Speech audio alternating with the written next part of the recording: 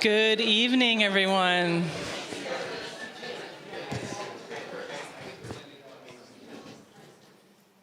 Good evening.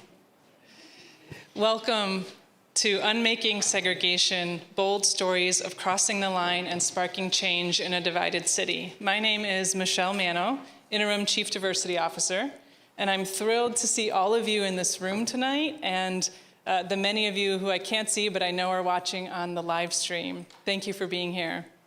Before I go any further, I'd like to thank the many people who worked so hard to make this event possible, most especially Leona Quist and Anthony McRae. Our tech friends in the back, Dan and Frank, and our ASL interpreters, Anne and Bron.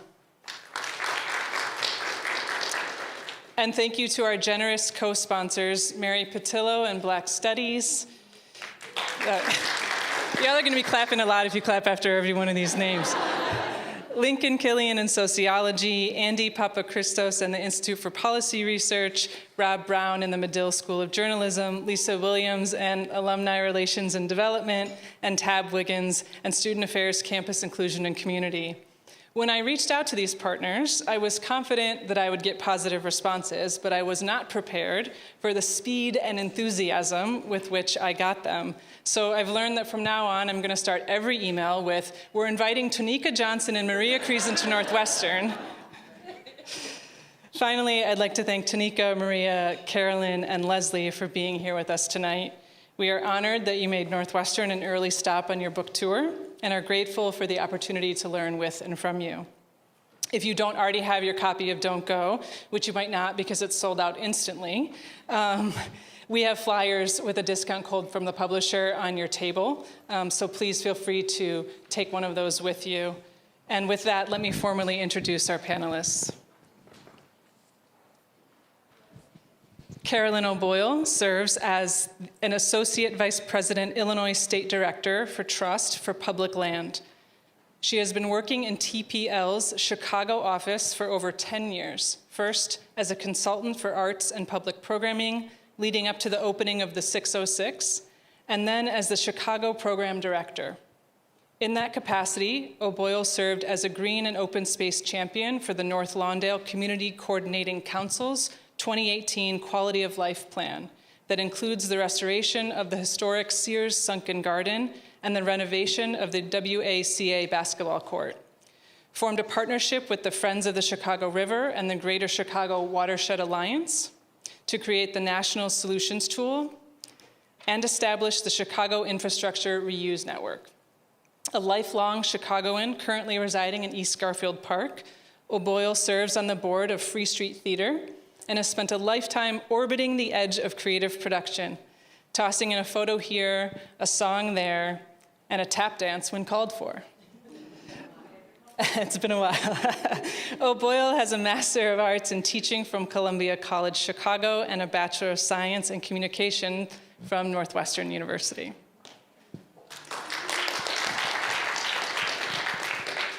Leslie Cortez is a queer, non-binary artist and youth organizer. Leslie's family is from Central America, El Salvador, and they are a proud West Sider raised in Humboldt Park and have lived with their family in Cicero for 20 years. Leslie studied biology and sociology, where they observed how institutions and industry impact the health of low-income and marginalized people through labor and lack of environmental regulation. Leslie now is a youth organizer at the Little Village Environmental Justice Organization. Leslie works with their community to build, connect, and support one another. This is where it gets long. Tonika Johnson, a visionary photographer and social justice artist deeply rooted in Chicago's South Side Englewood, illuminates the shadows of injustice within real estate and land use practices, advocating for transformative change, especially in historic preservation. Her ongoing opus, Folded Map, transcends visual storytelling by unraveling the stark disparities among segregated Chicago residents, compelling them to engage in meaningful conversations. Meanwhile, her poignant Inequity for Sale project unearths the living history of Greater Englewood homes sold under discriminatory land sale contracts in the 50s and 60s, urging a critical reevaluation and the creation of positive change. Internationally acclaimed, Tonika's artistry has earned her accolades, including Chicago Magazine's Chicagoan of the Year, and has been showcased at prestigious venues like the Museum of Contemporary Art, Rootwork Gallery in Pilsen, the Chicago Cultural Center, the Harold Washington Library Center, and Loyola University's Museum of Art. Her impact extends beyond art, recognized as a 2019 Field Foundation Leader for a New Chicago, a 2022 Landmark Illinois Influencer, and recently concluding a 2023 Atelier Médicis Artist in Residence in Paris, France, serving as a Chicago Department of Cultural Affairs and Special Events Cultural Advisory Council member, a lead co-founder of the Englewood Arts Collective and the Resident Association of Greater Englewood. Tonika now spearheads the Folded Map Project nonprofit as its creative executive director, embodying the transformative power of art in advocacy and community leadership.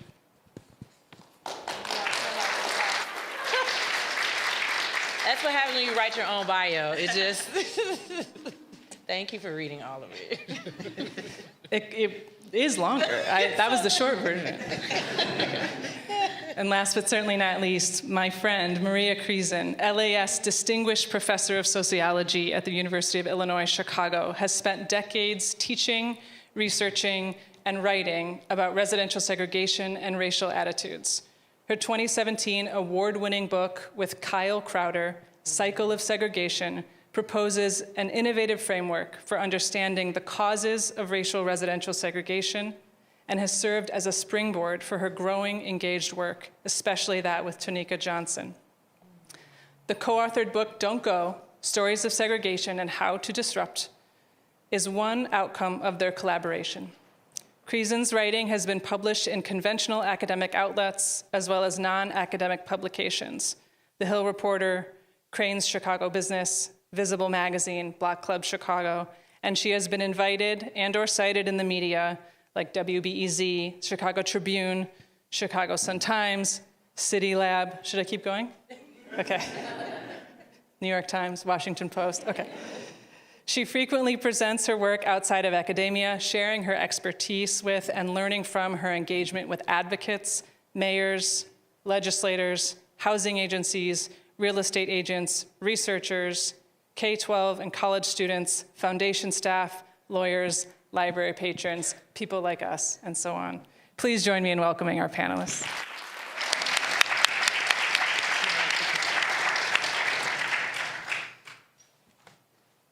That feels kind of like the program right there. I know, it's like I'm getting, you know.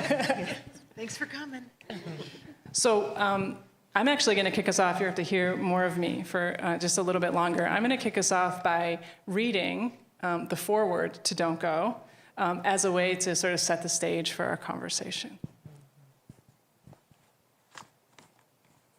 And this is a foreword written by Mary Schmeek. Schmeek. Schmeek. Yeah. I was scrolling through Facebook one day, musing on what to write about in my next Chicago Tribune column, when I landed unexpectedly on the perfect topic. There, in the stream of pet photos, birthday greetings, and vacation selfies, was a short video that showed Tonika Lewis Johnson talking to freshmen at Northwestern University. By a show of hands, she asked the group, how many of you all are not from Chicago? Most of the hands went up. By a show of hands, how many of you all have been told to not go to the South Side or that it's dangerous? Again, almost every hand was raised. So, she told the group, there lies one aspect of how segregation is perpetuated. At the time, in 2019, I'd never met Tonika. I'd heard of her Folded Map project, in which she photographed homes at corresponding addresses on Chicago's north and south sides. The photos showed how racially segregated the city is, how unfairly the city's resources are distributed. Of course, segregation and inequity are hardly new. They're the enduring cracks in our shared Chicago life. But Tonika has a knack for finding novel approaches to these tenacious problems. And in her Folded Map explorations, She went beyond taking pictures and naming the issues. She met the people whose homes she photographed. She introduced them to each other. She got the Northsiders talking to the Southsiders. She got them thinking. That's Tonika's brilliance. She gets people talking, thinking, looking for solutions. She did it with Folded Map, and she's doing it again with the Don't Go project. The day I stumbled on her Don't Go Facebook post, I instantly recalled my arrival in Chicago to write for the Chicago Tribune. It was 1985. I'd spent my life in Georgia, Arizona, California, Florida, and France. And I felt like a foreigner in this vast northern metropolis. I knew little about the city's racial history or geography. But I soon learned, meaning I was told, that there were streets I shouldn't cross, neighborhoods I shouldn't enter. Some of those places were on the predominantly white north side, where I lived, but most were on the south and west sides, home to most of the city's Black residents. In fact, it soon became clear that the terms South Side and West Side were common shorthand for poverty and danger. Never mind that such reductive thinking overlooked the deep, rich life that also existed in those parts of town. A few months into my new job, I heard about a woman who was running a theater program for residents of her West Side neighborhood of Lawndale. When I proposed a story on her and her program, an older colleague, a longtime Chicagoan, shook his head. "It's dangerous," he said. "Don't go there." I went anyway. The cab driver I hailed outside Tribune Tower downtown grumbled when I gave him the address, but he took me, warning that I'd have to call for a taxi home since cabs were hard to find in Lawndale. When the interview was over, I called. I waited for the cab for 2 hours. Getting a ride home, as it turned out, was the only trouble I encountered. In the following years, I heard many more don't go warnings. Some, frankly, were reasonable. Others, though, were rooted in poorly informed stereotypes, which was what resonated for me the day I saw Tonika's Facebook post. So I tracked her down. We talked, and I wrote a column about her don't go presentations. Responses poured in. Some people wrote to say thanks, or to report their positive experiences in neighborhoods unfairly painted with the broad brush of dangerous. Others warned about the naivete of suggesting people travel across the don't go boundaries. Some said they'd like to visit the south or west sides, but didn't know where to start. Or they worried they'd be seen as woke tourists, voyeurs, intruders. A few responses were flat out racist.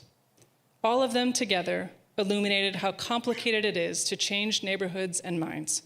This book is an attempt to help make that change. In these pages, Tonika and her collaborator, sociologist Maria Krysan, interview 25 people who reflect on their own experiences of being told not to go to the south or west sides. No two stories are the same. Every single one is moving and thought-provoking. So are Tonika's and Maria's reflections, included with the interviews on the stories they've collected. I was lucky in my years as a Chicago Tribune writer to have work-related reasons that made it easy for me to disregard the don't go warnings. My reporter's notebook was a calling card, and it allowed me to meet people I probably otherwise wouldn't have, to sit and converse in their living rooms and kitchens and churches.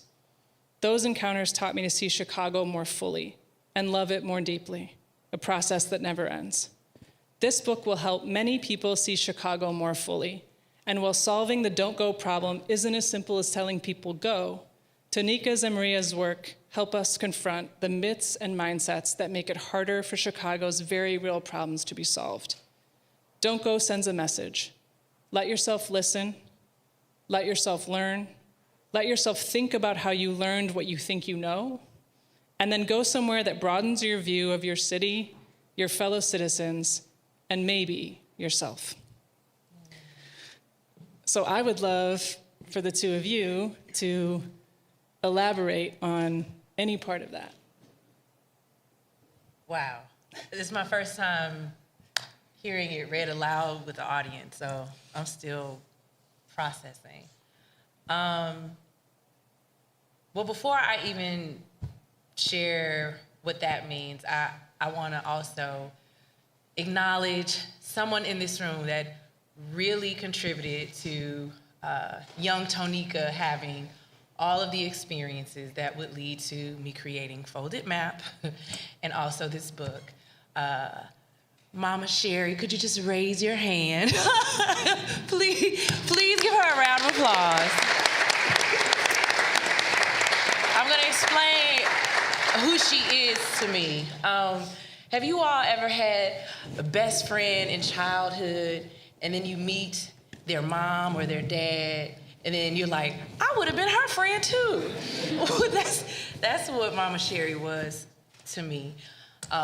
She's an avid reader, like the first person I ever met who just like read so many books, introduced me to so many Black authors, and I often thought that, you know, man, if we were all little girls, it would be cool for her daughter, who is my best friend, and her to just, you know, be a little squad. But she really opened my world up to valuing Black stories, and then also, she lived on the South Side and then she moved to Evanston. So she really is my first introduction to Evanston, because I came to Evanston for the first time with her daughter, and that's how I discovered what an Evanston is. And then also it was her daughter who literally taught me the public transportation system, okay? So Folded Map would not have happened without Tonika helping me traverse the city. So I just wanna say I love you, and I did not know she was gonna be here. So I'm happy that I have a book that you could read and eat up like you did all those other books growing up. So when you have people like Mama Sherry in your life who is a beautiful person, along with my family who live on the South Side, it becomes very surprising to hear what people think about the South Side.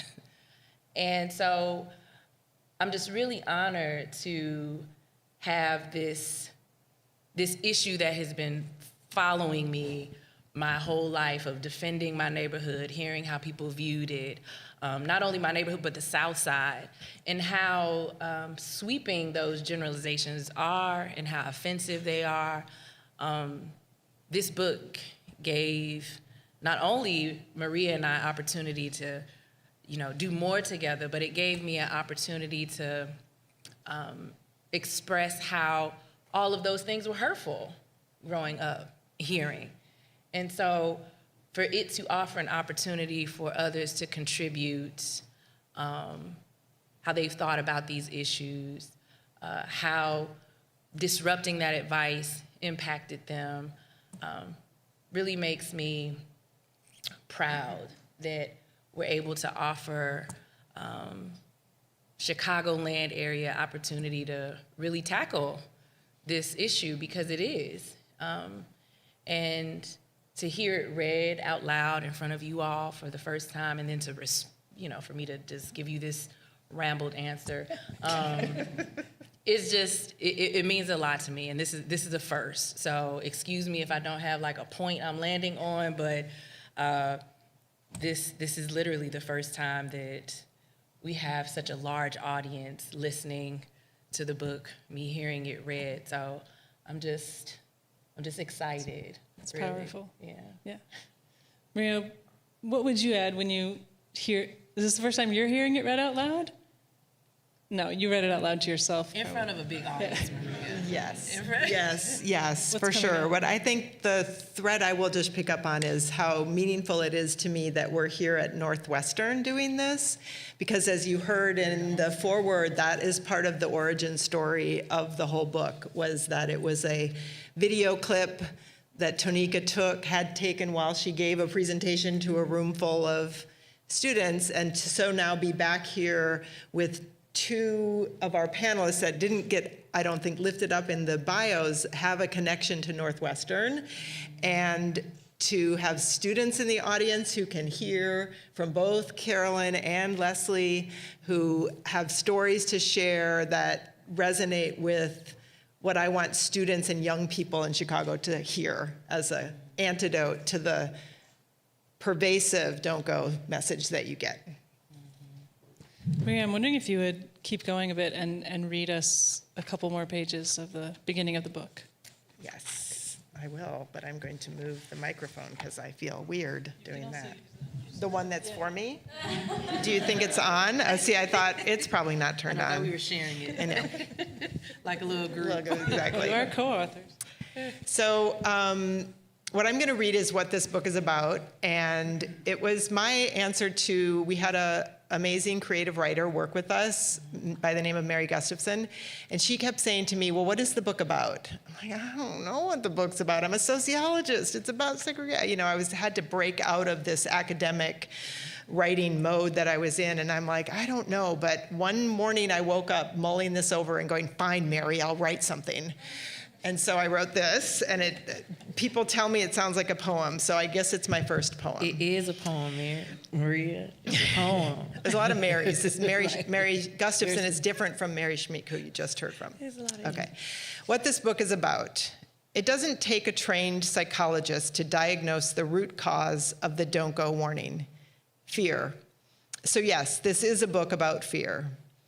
It also doesn't take a trained sociologist to tell us that fear is complicated.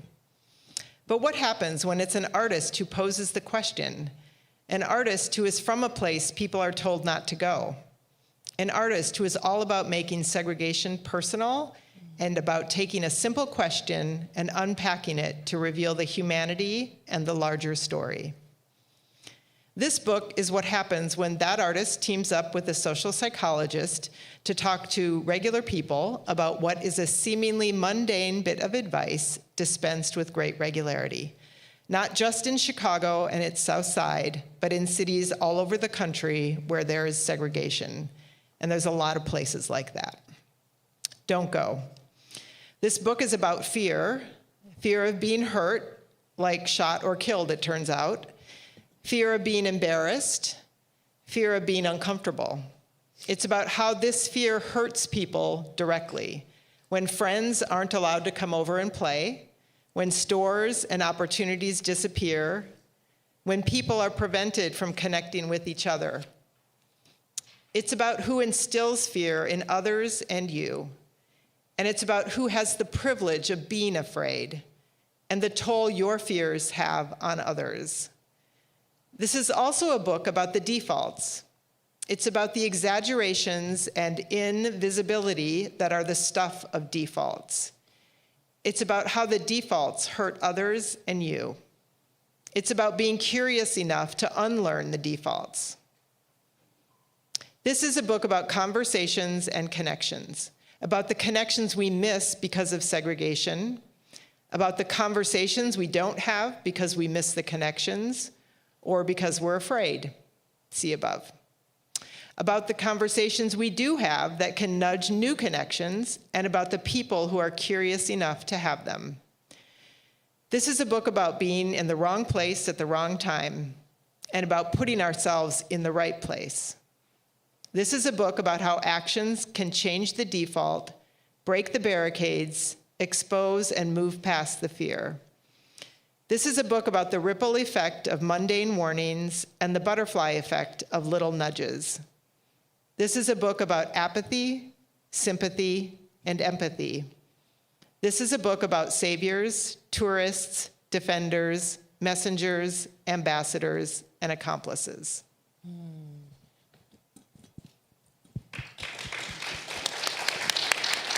We need to snap because it was a poem. Gotcha. Tonika, I'm wondering if you could talk a little bit about why you chose to embark on Don't Go after Folded Map. So Folded Map was its own success. Yes. What led you to go down this road? Well, first and foremost, Folded Map, I feel like as a project, helped people understand in a more simple visual way this large systemic issue.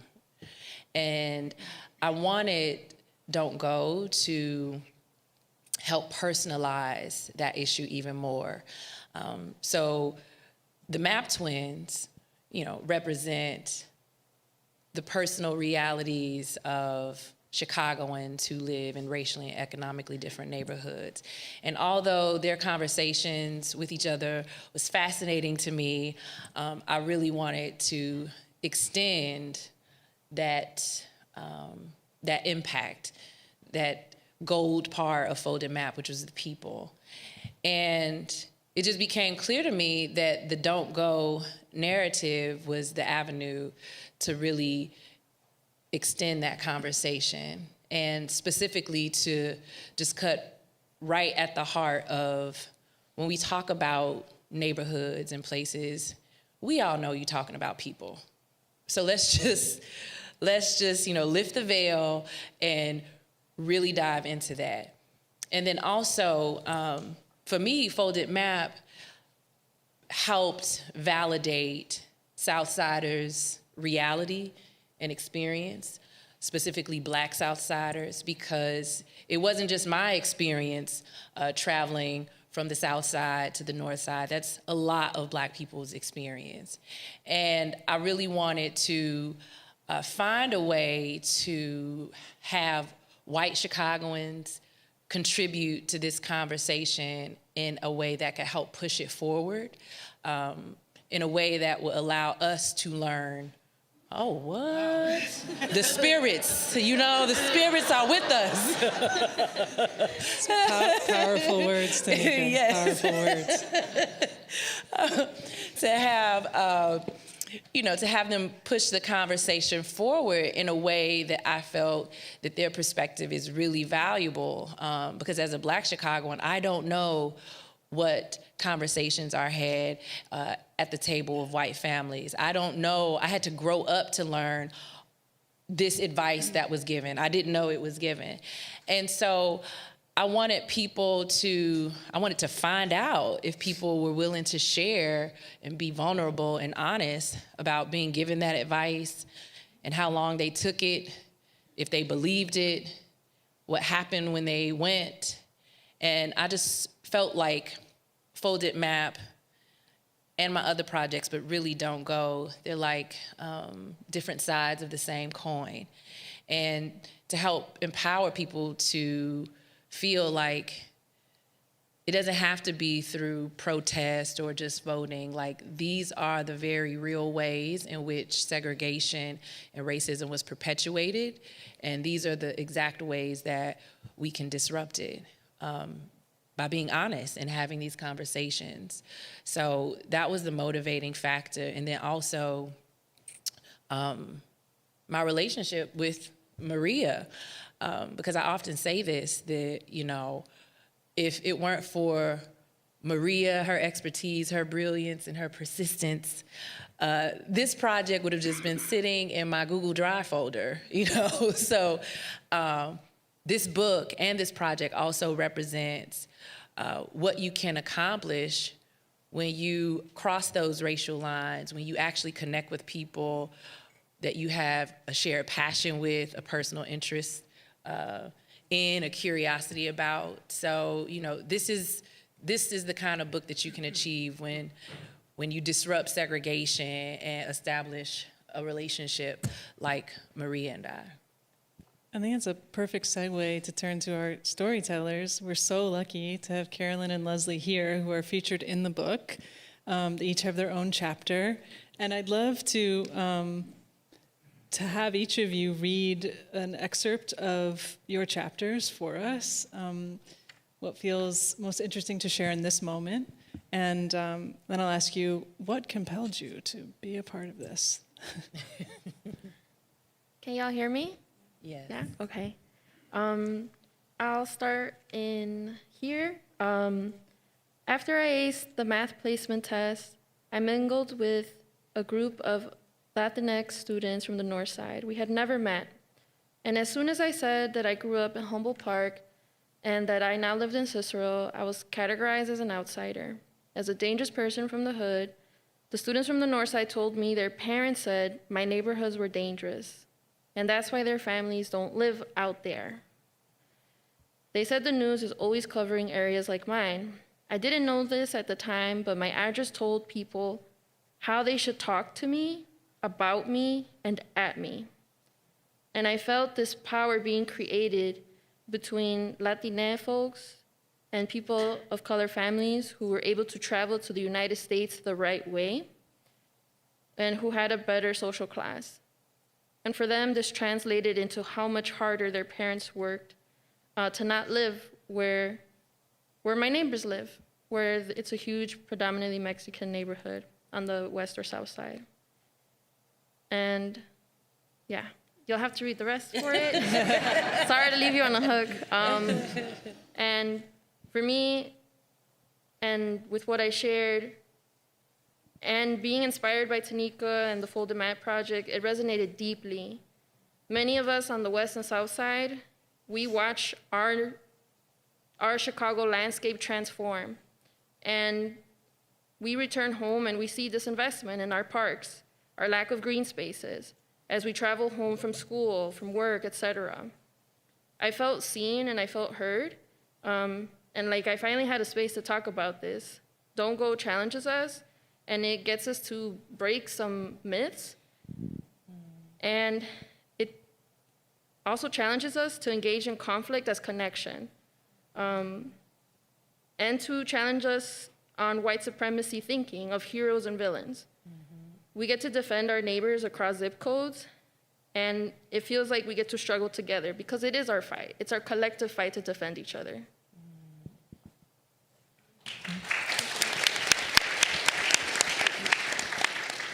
Carolyn. Thank you, Leslie. I was chatting with Maria for a minute before we started, and we ascertained that I am the oldest teller in the book. And that's only relevant here because the story that I'm about to tell took place in around 1979, is going to be my guess. It starts here at Northwestern. Now I understand that because he was a black man and a custodian in a college dorm, Kenny was taking a big risk by socializing with us. One day, he asked us to watch him play basketball at Washington Park on the south side, like a dare. He was like, "You guys have no idea what it's like for me to come up to Northwestern and just be a silent witness to everything around me. You've got to come to Washington Park and watch me play basketball. Meet me at the field house." So we borrowed somebody's car.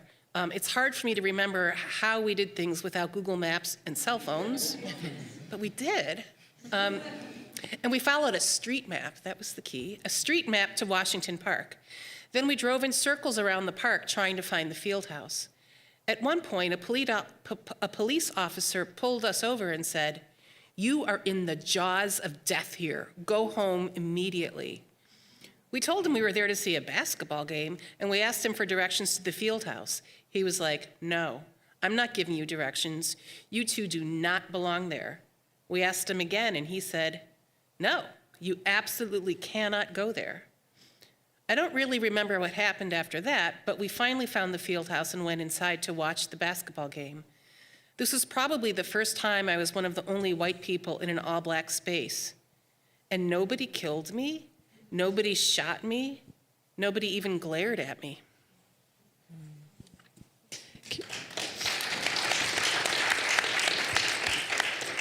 And Carolyn, I'm wondering what made you want to be a part of this project? I think I didn't understand what the project was. Honestly. None of us did. And so, because of this story and other circumstances of my life, I've been traveling around this conversation since that day in 1979. And so I have a lot of stories that are related to this topic that, I was just like, "Oh, do you have a story?" I'm like, "Well, yes, I do." And I think I didn't really have a motive beyond that to, it wasn't a larger incentive, but I feel like it's important for white people to take on some of the problematizing of racial segregation in our society, because I think a lot of times people view it as something that black people need to solve. And it's really, white people are a really important part of this conversation, and so we have to have it. I mean, you've been saying a couple times, "Oh, it's really impressive how vulnerable people are." I think I didn't understand that part of it, or I might not have done it, But I'm glad I did, and I think that as I read through the book, it's so interesting, the sort of threads that you can like tease out and find in it, but that some version of this story of a police officer asking people if they're lost or telling them to get out of this thing is still happening. You know, I mean, there's some of the people are telling this very similar stories 40 years into the future. So we got to talk about it. I want to turn it back, Tonika, to you and Maria for a second and ask you to talk a little bit about your relationship, how you met. Tonika, you mentioned this at the beginning. You two are a little bit different. Just a little bit. And so just how did your relationship develop? How did you come to start working together? And I think something that I would love to hear you talk about is the importance of this sort of cross-disciplinary partnership that you're doing in this project and kind of how that makes this book different and unique in some, I think, really important and powerful ways. Thank you for the question. But Maria, I love how you tell the origin story of our relationship. So you want to give it a go, and then I'll just embellish. add. Yeah.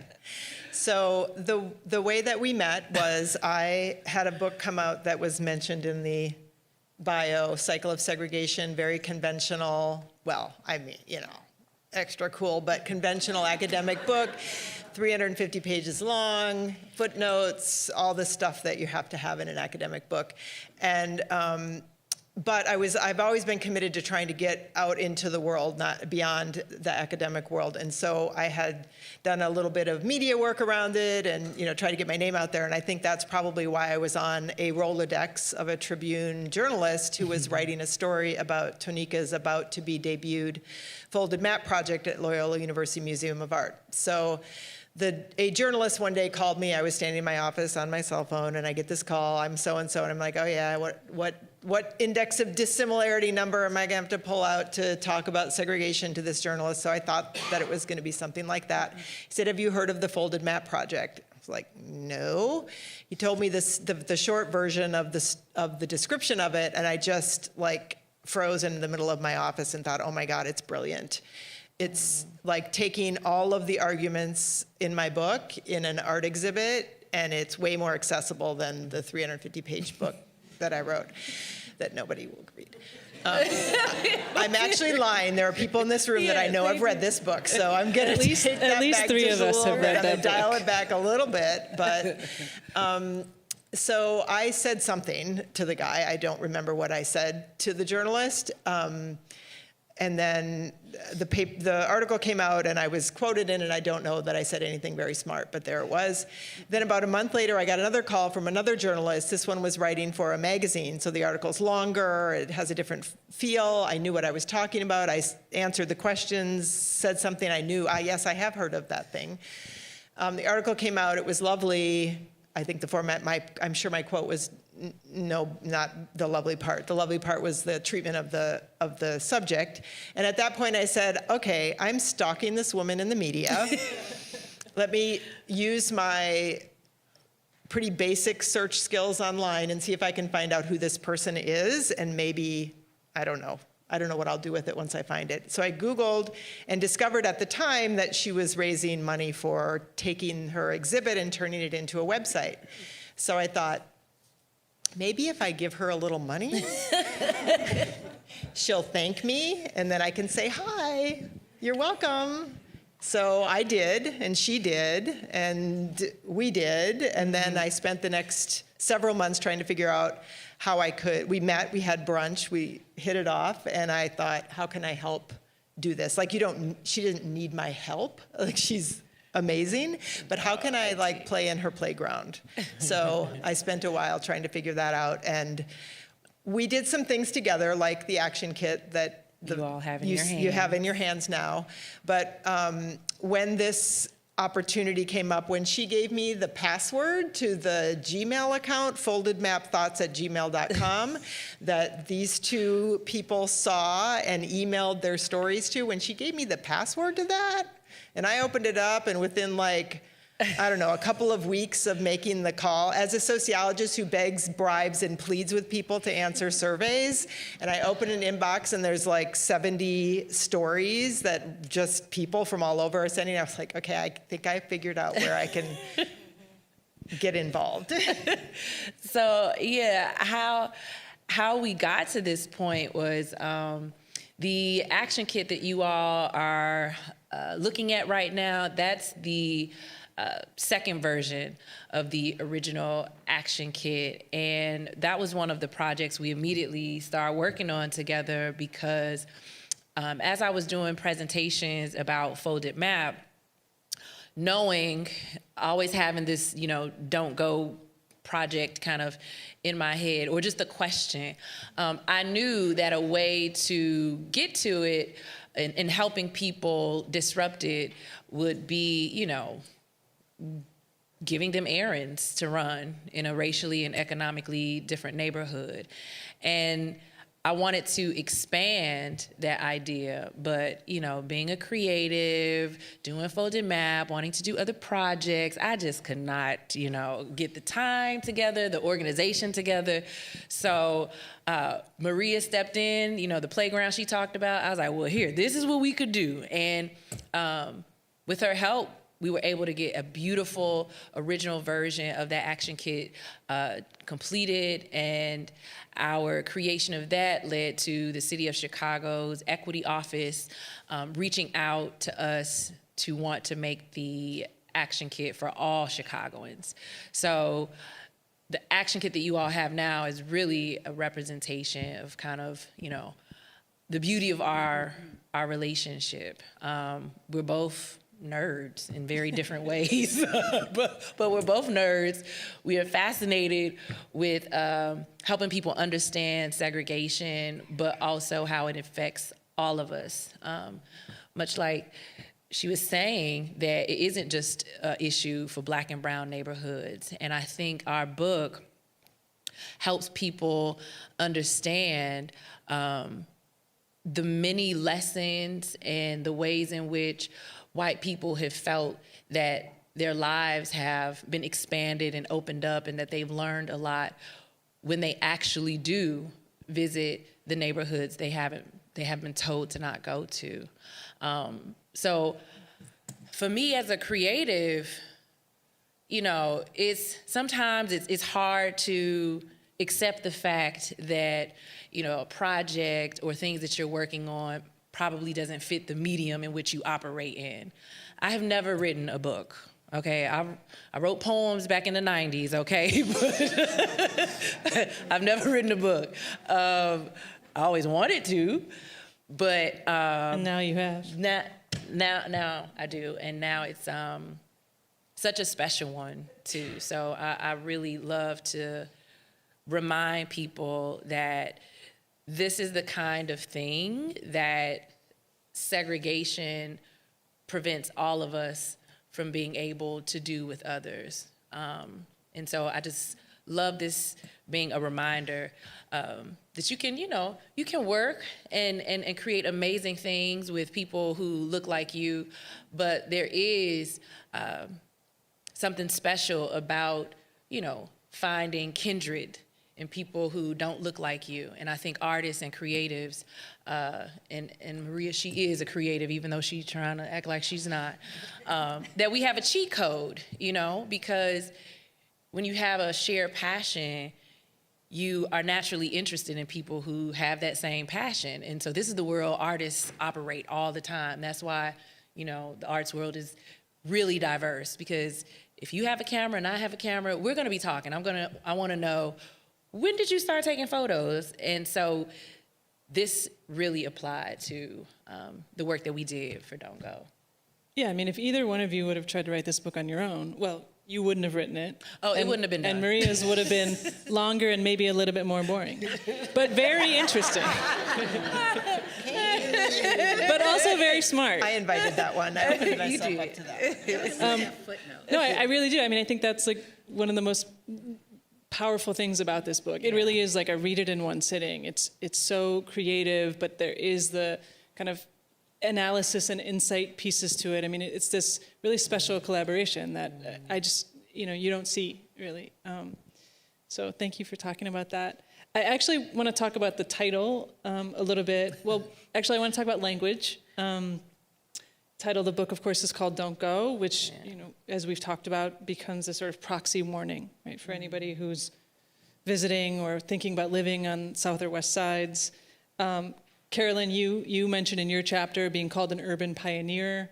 Leslie, you talk about in your excerpt how your address or the name of your school became the way people knew how to talk to you. So I guess for all of you, for any of you, talk a little bit about language. Talk about that, how it can be difficult to talk about things like segregation and race, and how we use coded language to make it easier, and what the implications of that are. Feels like you want to say something, Leslie. I have some notes, but I still can't nail down, I guess, the impact, right, of saying West and South Side, when really they're trying to say Indigenous, Black, they're trying to say Asian, they're trying to say people of different diasporas, right? We also have a huge Arab community in Chicago, a huge Palestinian community, and when people say West or South Side, it is easier, and I want us to get away from easier and feel uncomfortable, feel discomfort, because it's been easy for the media or political actors to single us out, and working through the discomfort, having difficult conversations about this information on race and class. I think that's what's going to help to create that emotional and identity stamina, right? Because we Northsiders can't be bad. Like, we never personally did anything, but your nothingness is complicity. And it's not just on Northsiders too, it's also on West and South Side as well. It's a lift we have to do together, and so we have to share that. And hopefully we get to a place where we're not punishing each other, and we're coming with a learner's heart, and really practicing interrupting with love, because it goes a long way.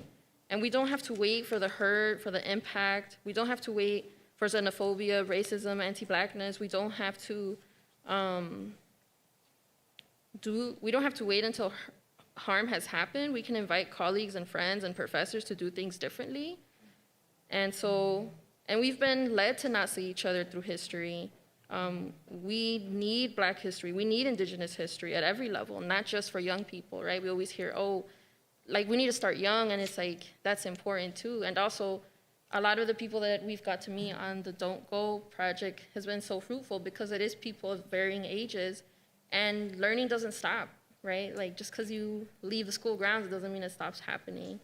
And so I just want to shout out, People Matter, who's doing some really cool work in Bridgeport and in Chinatown. They're trying to do cross-community collaboration because of the anti-Blackness that has existed in the Asian community. And these anti-Blackness courses have been really powerful, because you get to go into a deeper history of how we got here. And so they do offer those courses. So shout out to People Matter.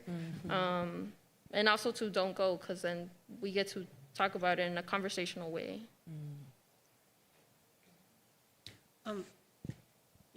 Where Leslie's reflections are very thoughtful and deep, mine are almost glib, because I can't tell you how many times, I live in East Garfield Park, which is a predominantly Black neighborhood, and people who I just are meeting for the first time will say, oh, you're such an urban pioneer. And I'm like, what do you mean? What are you saying that means? If you unpack each of those words, what you're saying is, okay, pioneer, does that mean the dangers of the wild frontier? And that there's nothing already there? And that the goal would be to completely transform or move out, or not have the current conditions be the conditions where you wish to live? But people would almost always say this to me in a congratulatory way, that this is a really brave thing for you to do, and how forward-thinking, and maybe one day you'll be very rich. And it's ugly. It's really, really ugly. And when it first started happening, I used to be like, ha, ha, ha, ha. Yeah, no. But then like, I just kind of found my tongue more. I'm like, what do you mean by that? And I mean, maybe not quite as aggressively as in my mind. I would like to be a little bit more forceful than that. But people need to really think about the coded language that they're using and what they really are describing when they use such words. I just lost my train of thought. I guess I want to say, for me, it was really important for us to keep the conversational tone of the interviews that we had, because it was more relatable, and I wanted people to feel some level of comfort talking about this.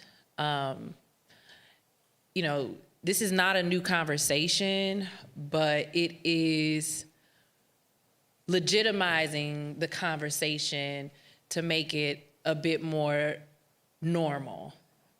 Just as normal as it is for people to hear Don't Go. My hope with this book was to help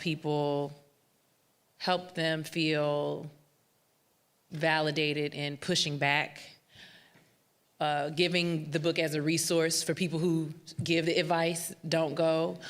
But also, for me, it was fascinating to hear the white contributors to this book explain how young the programming started. And that's what I was talking about the vulnerability. Some of them really reflected on the questions we were asking during the Zoom interviews and recalled how young they were when they started to get the programming of Black neighborhoods are bad, and when Black people move in, that's a bad thing.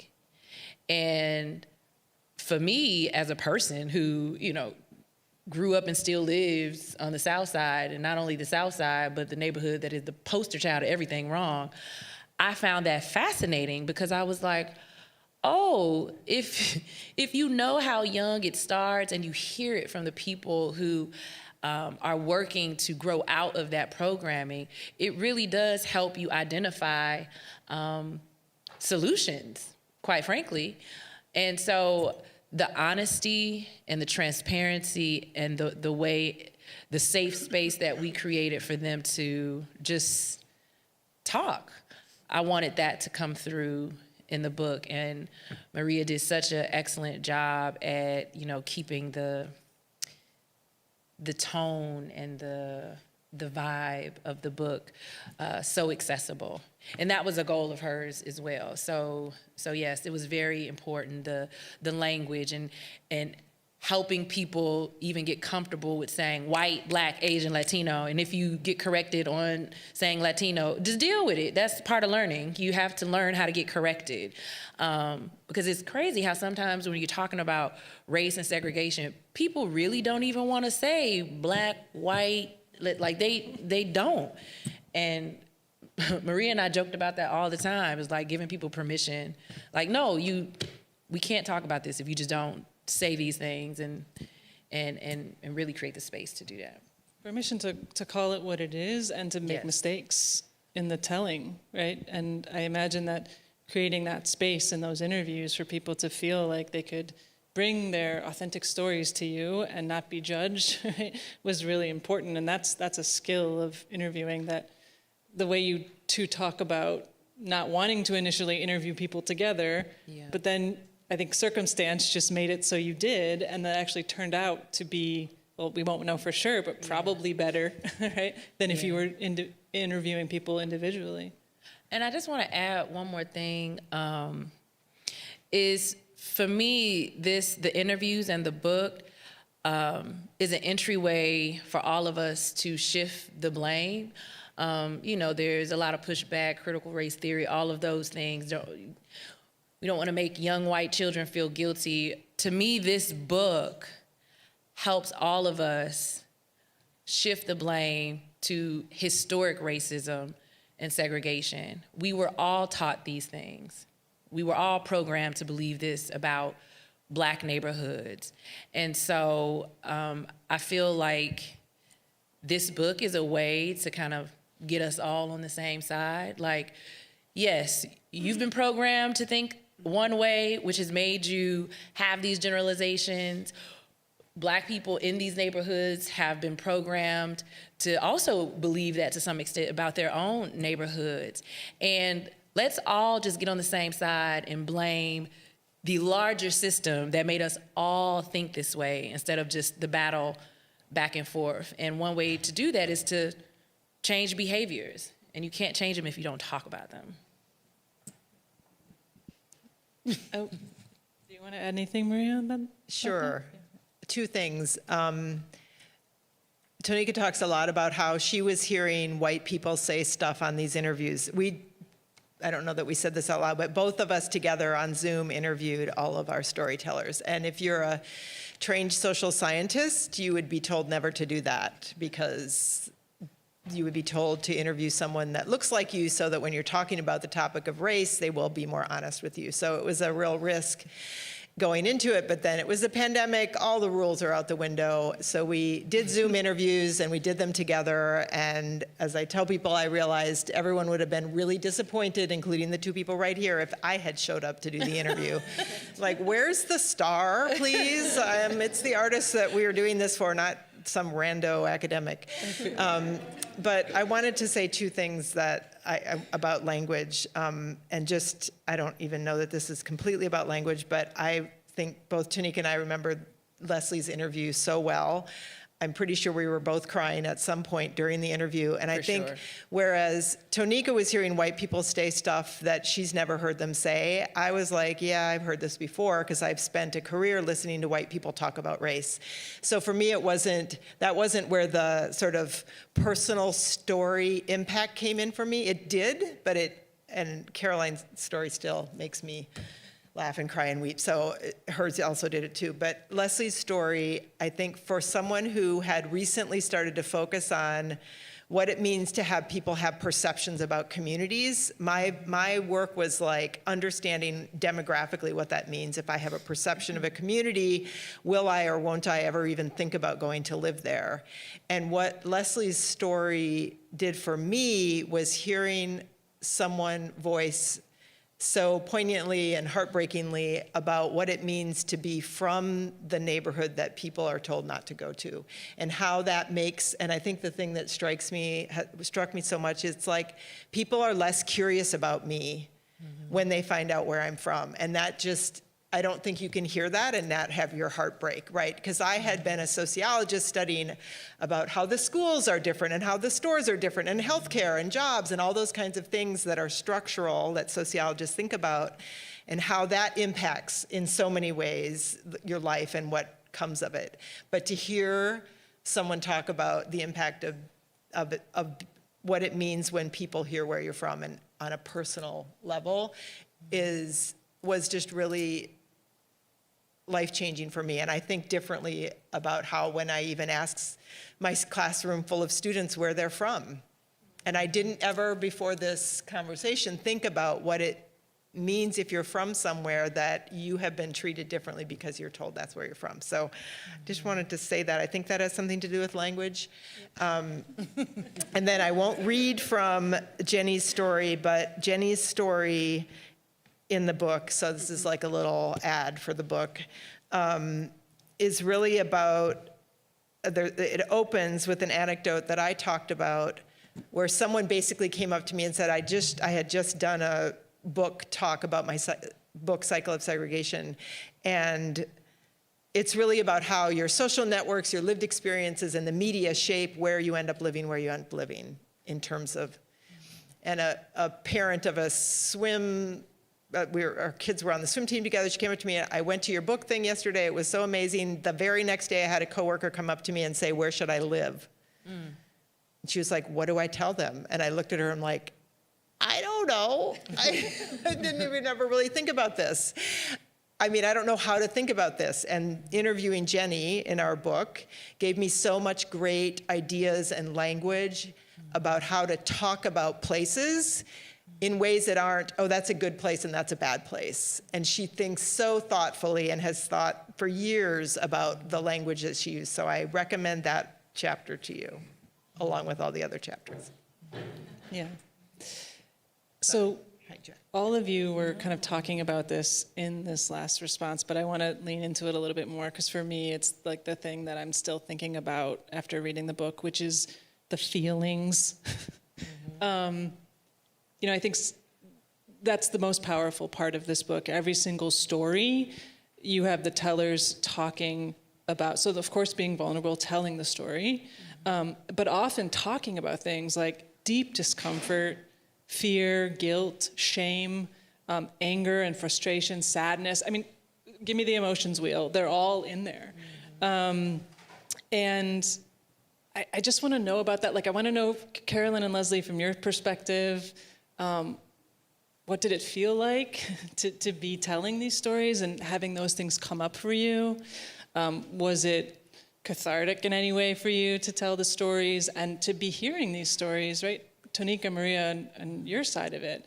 It's heavy to hold all of those stories and all of those feelings and then to be trying to write about them in this way that you can then present to the world. So I don't know, I just love any thoughts on feelings. Did you want to go, Leslie? No, go ahead. I was still thinking through it, but yeah, when we were interviewing people and working on the actual copy for the book and our story, it had me think about, you know, my childhood, growing up in Inglewood, moving to the north side in Uptown where I met Mama Sherry's daughter and her, and then moving back to Inglewood. And this is why, you know, Miss Sherry being here means a lot, because as a young girl, I couldn't have friends spend the night. Oh, I'm gonna cry right now. So this book was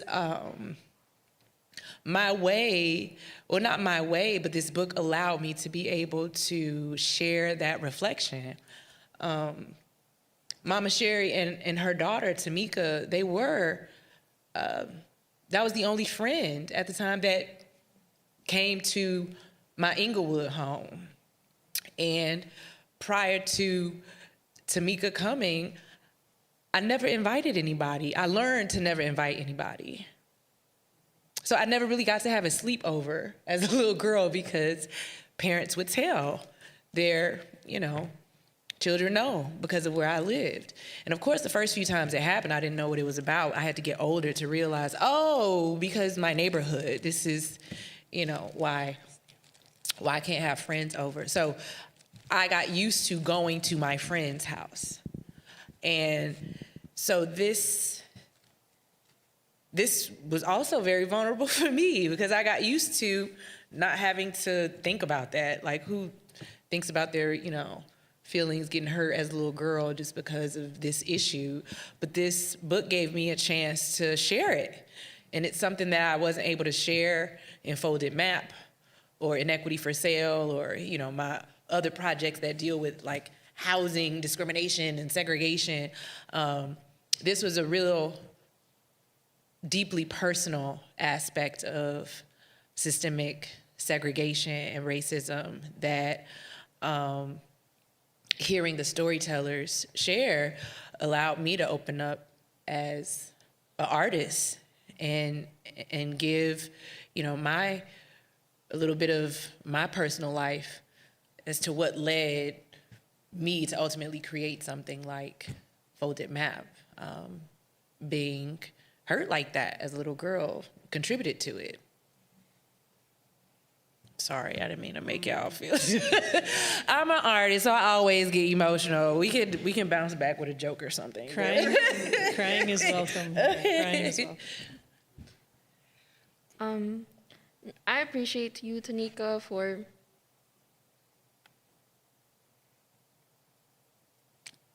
being able to give us a space to hold this, because we should all be sad. Like, I was sad for so long, and I had nowhere to go. This was supposed to be a really fruitful thing for me, to go to school, to go to higher ed, or really to do anything like post-high school, right? Like, we're just excited to get our lives going.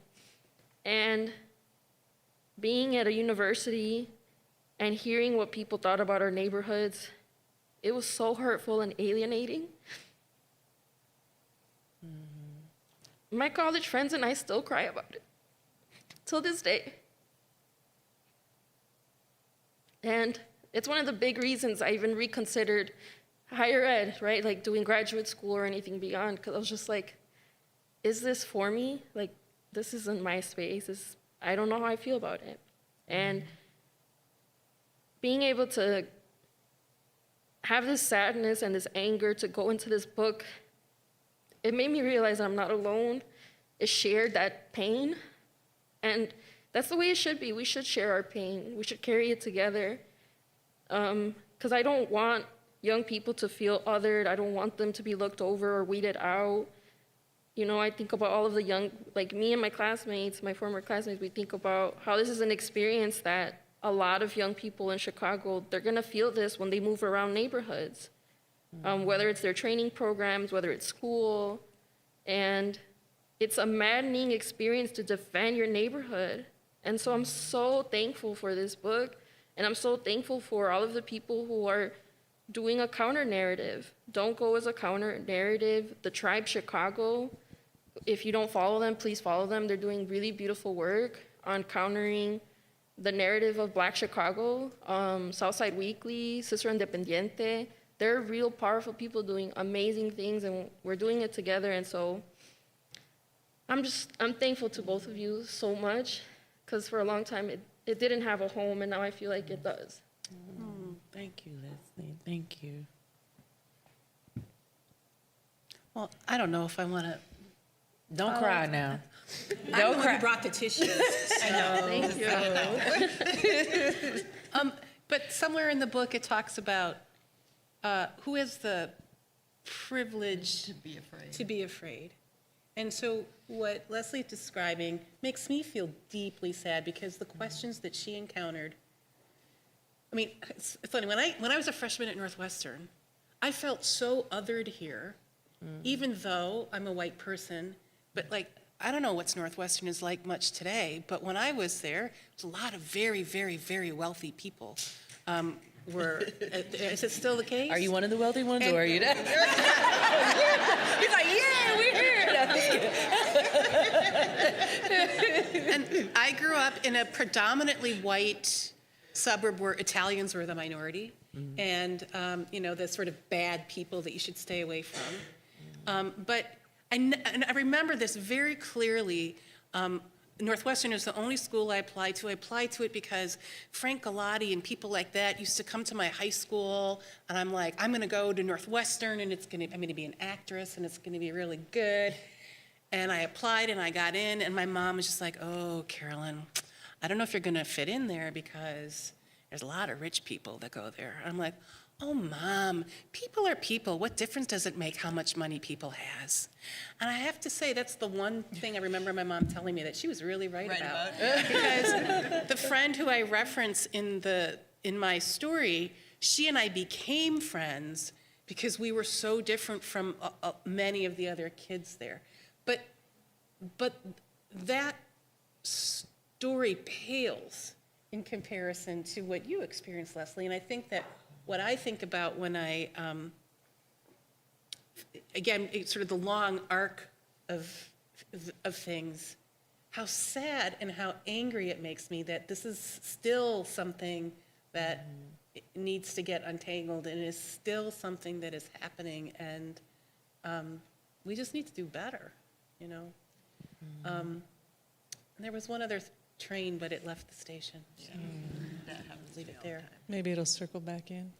Well, I do want to add that this other part about just the feeling of this book is I'm able to, it was important, not important, but I think it makes so much sense for this book to have come about, a few projects after Folded Map, because this project couldn't have been before Folded Map.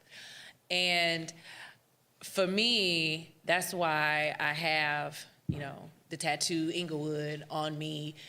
That's why I'm really excited to be able to give this book to people, to tell them when people say, South Side of Chicago, West Side of Chicago is bad, give them this book. It's because I want people to know that these projects, this work, that if they follow my work, that they appreciate and value, it really does come from the experiences and the mind of a little Black girl from Inglewood. And if you get to know my projects, or if you get to know me through this book, then hopefully it will help you understand or feel some connection to how problematic this narrative is.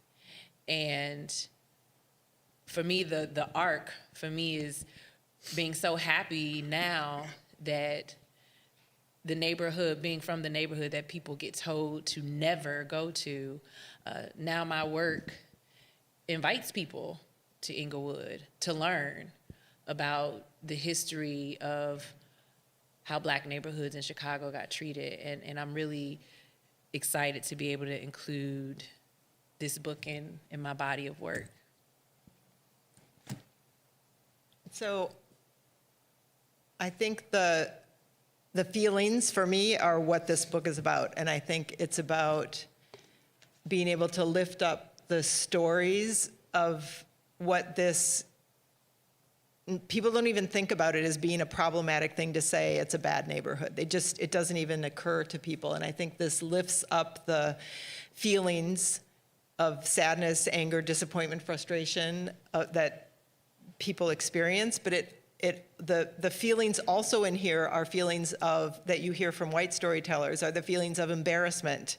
I'm embarrassed that I thought this, and then I went, and there's like, it's just a neighborhood, or being embarrassed about saying the wrong thing. There's all this kind of validation that says, yes, I know you have those feelings, and you're reading stories of people admitting that they have those feelings, and life goes on, and they're doing things to push back against the narrative, to say, okay, I thought that before, now I think that differently, and now I'm going to talk about it differently too. I have different language to use now. I think the book gives tons of examples of people shifting their defaults about a place, for example, and about thinking about the feelings of people. But I also want to say there's some really funny stories in here too. And and that kind of highlights to me something that I think is really important, especially for white people, to be able to laugh at themselves. So I commend to you the story of Jerry that had us in stitches during the telling of it, because it's so dramatic, the feeling of fear that he had, and now he looks back on it and laughs at how silly it was. And I just think seeing all those human emotions and as how they feed into this systemic issue, and how they can also be a source of changing things. So I think the last thing I want to say on emotions and feelings is, ultimately we feel like this book is optimistic, notwithstanding what you just heard us talking about. It's like optimistic ultimately because we see ways that you can be an actor in this for good and trying to break down these things. It doesn't take a protest on the street. Those are great too, they have a role, but there are all these other different ways in your life, in your career, in your job, and you're talking to friends and family that you can change, to help to change the narrative. Yeah, and to build off of what Maria was saying, I want to be very clear that this isn't just, a suggestion on how to help the inequities that Black neighborhoods on the South and West Side are dealing with. This is a very real disruption that has a very real impact. Everybody saying don't go to the South or West Side, that contributes to the disinvestment, the economic disinvestment. It's not just we just want you to stop saying that just to stop saying it. No, it is the reason that Greater Englewood, other Black neighborhoods that have, Bronzeville, for example, they have a very rich population of Black people, but those Black people still can't even get more grocery stores because of that narrative. Franchises and businesses will not invest in a neighborhood that they know has the reputation of not of being told that it's bad, because it contributes to the bottom line of them not achieving the bottom line. It's not going to have the foot traffic compared to the North Side. So this little very seemingly, narrative that feels like it doesn't do much, it really does have a strong economic impact. And so I'm really happy that we're able to give people a way to combat that, because it really does have an economic impact. And if you can help people think differently about what they say, how they talk about Black neighborhoods on the South and West Sides, that will lead to better economics. And so I just want to empower people to know that this is a very real way to disrupt economic disinvestment in Black and brown neighborhoods. And I refer you to the maps on page 38, 39. Yes. My gosh. So that's Englewood versus Lakeview. Number of banks in Englewood, 1. Lakeview, 30. Well, this was in the 90s, right?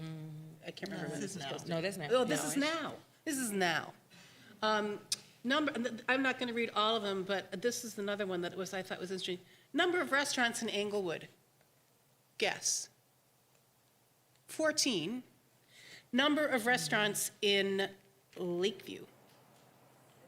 294. I mean, that's what the proof is in the numbers of what you were just saying. Well, and I think what you all were just sharing makes me think of something that you say often, which is we need to make segregation personal. We talked about that just earlier this week. That's what this book is doing. When we can do that, I sort of feel like when we can make an issue, right, segregation is, as you also say, we talk about neighborhoods, we're actually just talking about people. And this is about how can we connect with people we wouldn't otherwise know. And what is the power of those connections to actually lead to these bigger changes. I think a lot of us often think like these huge social problems, there's nothing we could possibly do about them. And in some ways, it's not, we're not solving the issue, but there's some very easy things actually that we can do, and we can feel empowered in doing that I think is just really incredible about the book. Thank you. I would love to allow our audience a chance to ask some questions before we keep talking for a few more hours. So I know we had some cards, and there may be some questions written down. If there are, let us know, and we can read those. Or we can do a live question. Yeah. We have a mic. Do a live question. Come on, y'all, don't be shy. Just got to give them a minute to process. Yeah. We've been talking at them for a long time. Lisa. Oh, they might feel differently on the live stream. Okay, it's coming. Yeah. There you go. It's kind of a big question. Maybe it's got too many parts in it. But I'm wondering if you also explored the reverse of don't go to North Side neighborhoods, because you might get stopped, you might get followed in stores, and that I'm also wondering in terms of, you talked about visiting and seeing for yourself what the neighborhood is actually like and how far that goes to dismantle these stereotypes and preconceptions, misconceptions.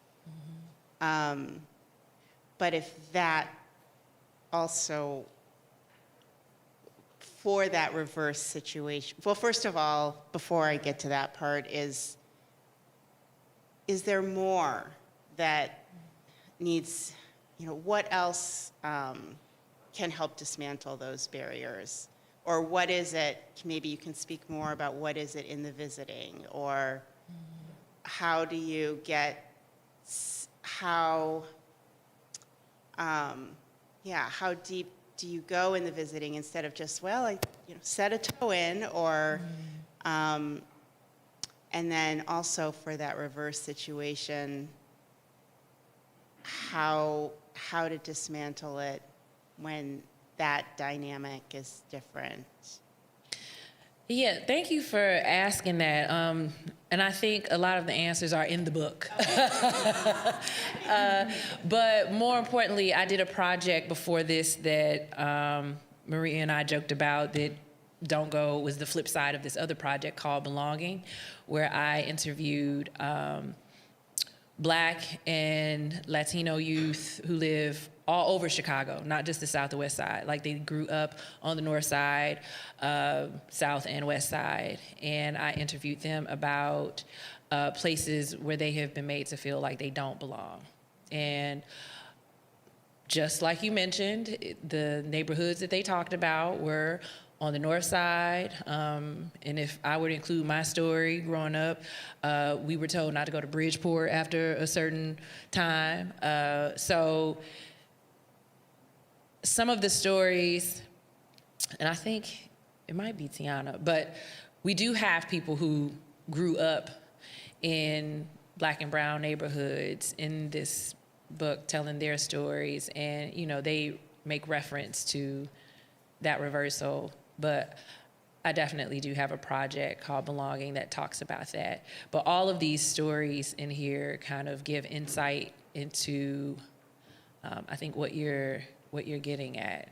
So I don't want people to think that we think this book is going to solve everything, but it is an entry point to have the conversation, because I personally feel all of racism started with people, and it's going to be disrupted and dismantled by people changing how they think, and this is one way to get that conversation and that mindset change going. I wanted to just pick up on your comment about when I go, I stick my big toe in, right? I think that also the book has several storytellers wrestling with that. Like, I went to the South Side. Is it performative to post it on social media and look at me, I went to the South Side, for example? Or am I going to be viewed as a white savior? Or and the book is saying those things out loud. Mm-hmm. And it's saying, people saying, I don't know, and I don't have the answer 100%, right, to these things. But even just admitting that it's okay to have those feelings and be wondering about it, and then you just decide for yourself where you land on it. That's one answer. The other answer is absolutely part of the action kit is trying to get away from, yep, I saw exactly what I expected to see when I drove to that neighborhood, right? With no information, no knowledge. I drove through it and went, yep, there were gangbangers on every corner. It's like, yeah, probably not. There was probably some people waiting for the bus at that corner. And, so you do have to, there is a part of that, especially when I'm teaching and thinking about sending students into places that that are different from what they're used to, and making sure I'm talking, and we also talked about this, you're not seeing what you expect to see to confirm your assumptions, right? And I think you talk about that in terms of photography and how two different photographers can take a picture of the same thing, and it's telling, it's revealing what your stereotypes or assumptions are. And that's the point of the action kit, was to kind of get at the heart of what you're asking, because even when we created the action kit and I would give presentations and include it, people actually assumed, because of segregation and programming and a limited view of the world, they actually thought the action kit was to encourage white people, giving them instructions on how to visit a black neighborhood. They never even considered the possibility of, black people visiting over-resourced white neighborhood, like how that is also beneficial. And I've had to tell people that, yes, I'm talking about both ways, because there are black people who have not gone to certain neighborhoods up north and haven't been able to experience or witness convenience, what the feeling of convenience is, and also how this city caters to specific neighborhoods. And you don't have to just imagine what your neighborhood needs. You can literally go to another neighborhood and see and use that to help advocate for whatever it is you feel your neighborhood isn't getting. And so, segregation and racism is a weird thing, what it does to the mind, because I never thought the action kit would be viewed that way, but it has been viewed that way. Other questions? Or comments, or just comments. sharing what you feel. Well, we have an live stream, so we want to make sure they hear. We'll do the question in the back, and then we'll come to you. Okay. We'll come to you. So this is less of a content question and more of a process question, but of all the submissions you had for stories, what did you do to narrow down which ones to include? Because I can only imagine that you would want all of them. And I don't know, were there any criteria or? We actually didn't want all of them. What did you do? Thank you. It was a couple we were like, nah. Well, those were a couple we interviewed that we went, nah, after we interviewed them. But, one kind of funny, we tried to, I think, I was a sociologist, I can't help it, right? I want to get variety. I wanted to get as people of different ages and backgrounds. And so it was really trying to read the stories, and they weren't always telling you everything you wanted to know about them, but it was kind of a art and science, because this was an artist and a social scientist putting together. I think there are 3 or 4 people that didn't respond when I followed up with an email and said, we'd like to talk to you some more. Maybe their email address didn't work anymore or whatever. Remember, this was in the first April of 2020 was the first interview, and then it went through till early fall of 2020. So think about what was going on with the pandemic at that point, and you can see both why we got lots of people who didn't have other things to do that we could talk to, but also why some people may not have responded. But I think one funny little anecdote I can share is that Jerry was when he wrote his story to us, it was, I'm a PhD student in sociology at the University of Chicago. I was like, I do not need to talk to a white guy PhD student from the University of Chicago to learn what they think, because I know exactly what they're going to say, because I spend my life around PhD students in sociology. So I was very reluctant to go to him, but towards the end of the process, I was like, we need some more men, which always happens in social science research projects. You always get more women than men. Like, okay, fine, we'll reach out to this guy. And it was it was an amazing story. He was great. He's the one that we laugh with. And just it was, I think from a demographer hat standpoint, he was one of a handful of storytellers that were children of white flight. I learned that phrase during this. I never realized that regular people talk about being a child of white flight. So his family was part of the family that moved out of the neighborhood that was becoming too black. So it was his personal story is amazing. Or Dalton. I think it was Harvey or Dalton.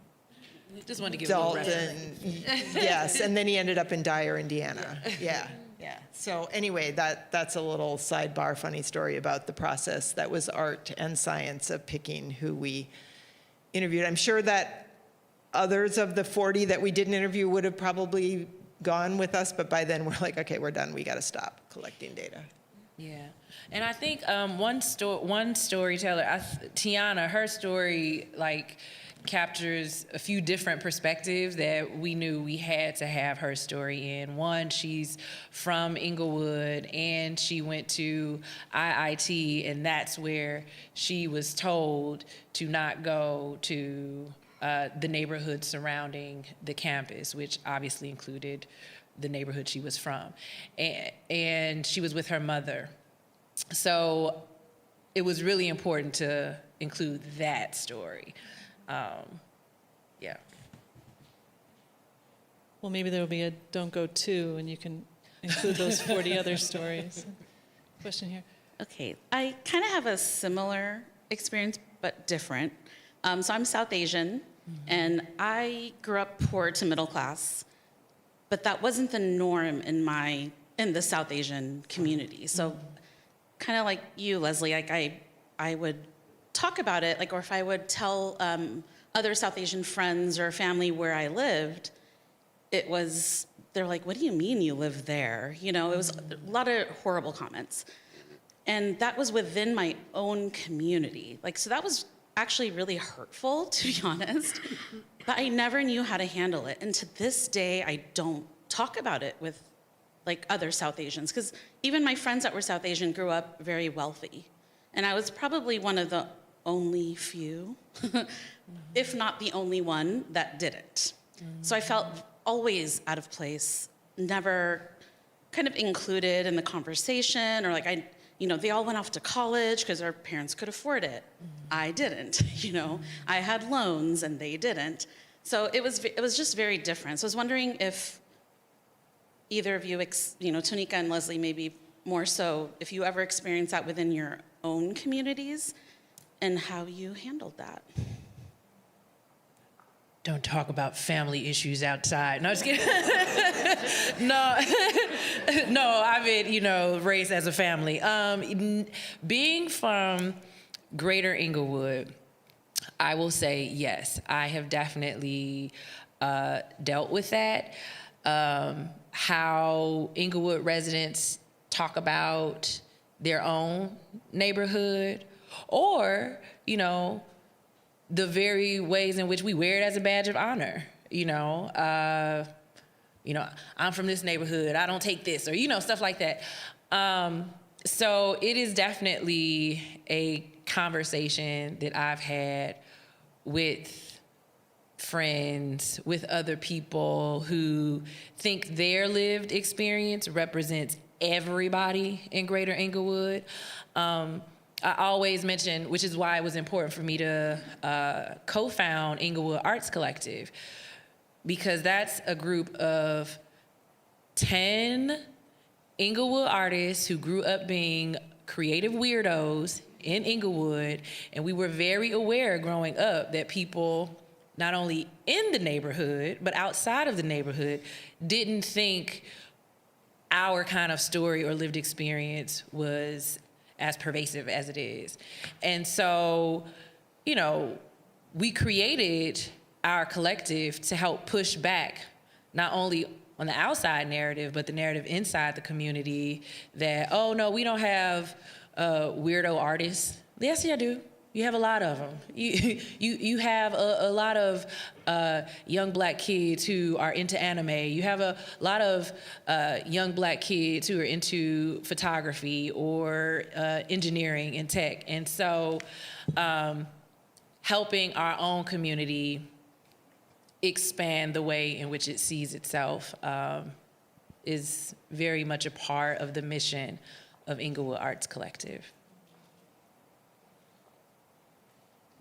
It's really puzzling when people other each other when it comes to salary, income, and I always found it very strange. And when the story that I share in the book, that was my orientation. That was my first day, and all of my classmates were really surprised because how Tonika and Maria are saying, we are programmed to think if you belong in this tax bracket, this is the story you get to tell about yourself. This is the story you get to tell about others. And when they were like, you're in CPS and you passed the math placements and we didn't. I was like, yeah, I studied. So that's what happens when you study. Yes, Leslie. You know, like, and I look back on it and I was frozen. For a long time, it was almost embarrassing that like I should feel bad about my family or my lineage or really what the United States has done to many countries around the world. And I have a lot of time for that afterwards. And honestly, I'm just getting to a point where I sometimes do go 45 minutes into some of these interactions. I invest in it because I'm like, I don't know who told you this. I don't know why they told you this. And in a way, they're also boxing themselves in because they think this is rational, right? They box themselves into this like, oh, it's only rational that, you know, because I make this much, this is what the neighborhood will be. When really violence is happening everywhere. No one has a monopoly on it. Like, I won't say this here, I'll say it later, but, you know, like, there are things that will surprise people. And so that's where I get curious and I just start asking questions. And honestly, there's a lot of propaganda and disinformation. You know, disinformation is like putting information out there without the wanting to know, without caring for the intent. And so I do sign up like my parents, my family. I'm like, let me put you into local journalism. Let me plug you into like really amazing people who are doing cool stuff. Because what they're seeing is the media. It's the telling and the retelling and the retelling. And we have to interrupt that with love as much as we can. Sometimes you don't have to. Like, if you don't have to. If you really don't want to, you don't. There are times where I remember working at my university and storming off and not even explaining to them because you deserve your peace more. And also that's where like friends and, you know, I don't want to say allies, I want to say conspirators, like that's where they also step in. It's not always on the person who's impacted to do that work. It takes all of us. But yeah, it's a strange place to be because it is assimilating to whiteness. It's assimilating to this idea or this notion that we have to belong to this certain class so that we can keep everything how it is. And so I don't know how, I'll stop there because I'll keep going. Look, Leslie, I'll wrap it up, that part up and say what has helped me deal with it is becoming known for creating folded map, and now no one says anything negative about Inglewood to me anymore. So yeah, I don't have to deal with that no more. That's all you have to do. Yeah.